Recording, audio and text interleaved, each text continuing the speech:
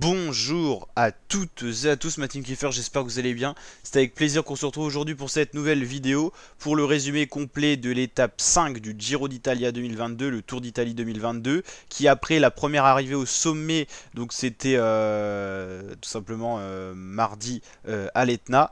On n'a pas pu faire le résumé parce qu'on n'était pas disponible, mais on retourne bien sûr dès aujourd'hui pour tous les résumés complets sur la chaîne YouTube, donc cette étape 5. Une étape 5 avec un profil particulier, une ascension, un col au programme, mais vraiment au tout début du parcours, ce qui a permis tout simplement après aux équipes de sprinters de pouvoir croire en la victoire, hein, comme c'était prévu initialement. A noter que des sprinters ont été lâchés notamment dans la difficulté du jour et également aussi un peu dans la descente. On a eu notamment Mark Cavendish qui n'a pas pu jouer le sprint final au vu qu'il a été lâché. Il y a eu également Caleb Ewan, donc ces deux sprinters ont été éliminés assez rapidement. Donc les autres équipes de sprinters en ont profité pour rouler dans la fin du parcours, pour tout simplement éliminer définitivement ces coureurs. Et donc malheureusement l'échappée qui était partie dans la matinée n'a pas eu beaucoup d'avance. On voit qu'à 75 km de l'arrivée, il restait plus que 10 secondes, une dizaine de secondes pour les hommes de tête. On voit notamment les Intermarchés qui roulent. Ici c'est le groupe Cavendish, vous voyez tous les deux Sunning Quick-Step, enfin une bonne partie qui attendent Cavendish pour essayer de le ramener. Mais à ce moment là il est déjà à plus d'une minute. On retrouvait notamment Woodpulse dans ce groupe de lâchés qui a eu un problème mécanique dans l'ascension du jour.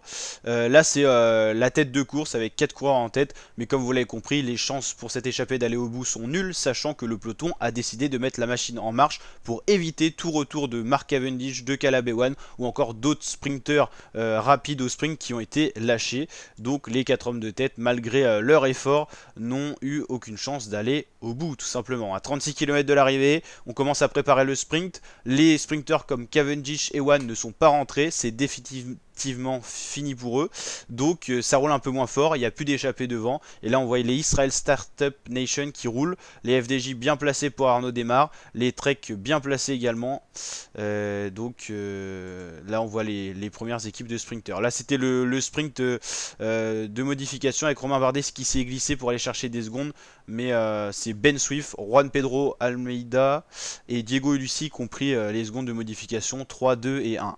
On voit les FDJ à l'avant du peloton, les UAE également bien placés pour Juan Ayuso, le leader de la UAE.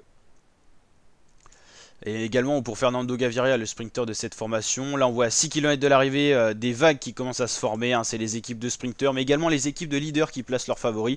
Et c'est là que ça joue du coup dès que c'est dangereux.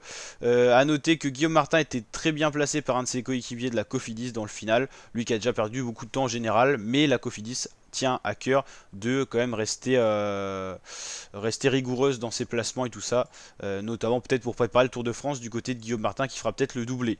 Là on est dans le dernier virage, ça commence à se rapprocher. Simone Consomni bien placé pour la Cofidis, Philen Ben Oz pour la Bahreïn, il y en a d'autres qu'on peut voir, Arnaud Démare dans le paquet, on voit pas grand monde là c'est vrai. Là c'est Ramel Sinkeldam qui lance très bien le sprint pour Arnaud Démare, qui lance à son tour son sprint et qui s'impose, le coureur français. C'est le premier à s'imposer sur cette édition du Giro 2022 et Arnaud Démare s'impose. C'était le plus rapide tout simplement devant Gaviria ou encore Tsabo Grimay. Non c'est Binyam Grimay, je confonds toujours. Donc victoire d'Arnaud Démare, le numéro 111 qui gagne sa première victoire sur ce Giro. C'est je crois le deuxième sprint massif vraiment sur du plat, et donc Arnaud Démare le plus rapide en l'absence de Cavendish et Ewan qui ont été lâchés dans le début de parcours. Donc très bien joué à cette équipe qui a réussi à ramener Arnaud qui avait été lâché dans la difficulté du jour. On va aller voir le classement de l'étape pour avoir les idées un peu plus claires sur ce qui s'est passé dans ce sprint. Étape 5, normalement ça va s'actualiser. Alors, classement étape 5.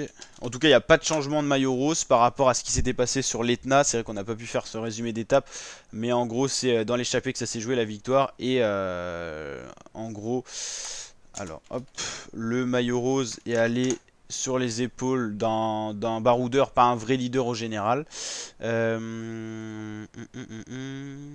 Ok, on va aller sur le site officiel. quand même. Normalement ça va s'actualiser. C'est vrai que la fin de l'étape est assez rapide. À 16 h c'est rare que l'étape soit terminée.